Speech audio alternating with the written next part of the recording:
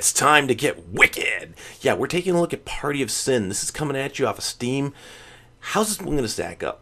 Let's check it out. Alright, Party of Sin is like Trine. If you haven't heard of Trine, definitely check out our review. But it is a puzzle platformer.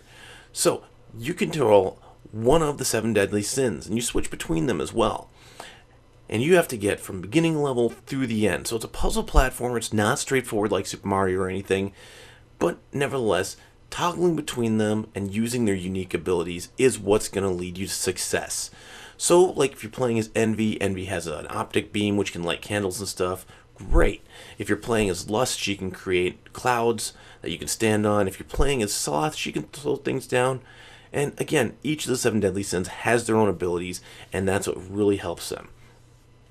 Now, the story of this one is, it's kind of a throwaway, but it's more the gameplay that got me in this one.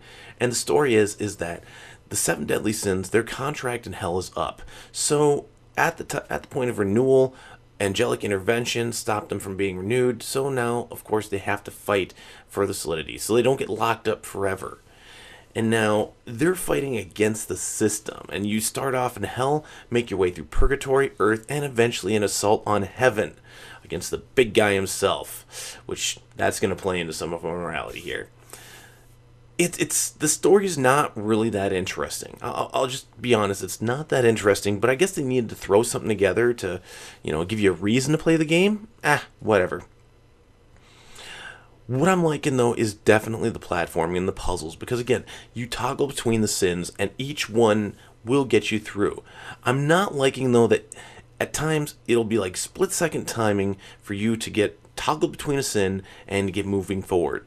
Because I really hate it when they just throw absurdly hard puzzles at you and say, okay, this is how we're going to extend it. Because in total, the game is only about 3 hours. I mean, it's not a very long game. One redeeming factor, though, is you can play 4 players local co-op, even on PC. I don't see very much of that, and I love it. I love getting the family around. We all play the same game together. Great. Awesome. Kudos, guys. So, from a gamer's perspective, the puzzles are fun. It's good for a one-shot, and I can see that's why it's been on the dollar list quite off and on since I first ran into this one. But at the same point in time, though, the game just doesn't feel long enough. And I would not buy DLC to extend something like this. So if it's on the dollar list or something like that, hey, definitely check it out. Anything above that, I mean, that's up to you, your discretion. If you really want this game, whatever. Morally speaking, obviously you're dealing with sin. You're dealing with sins.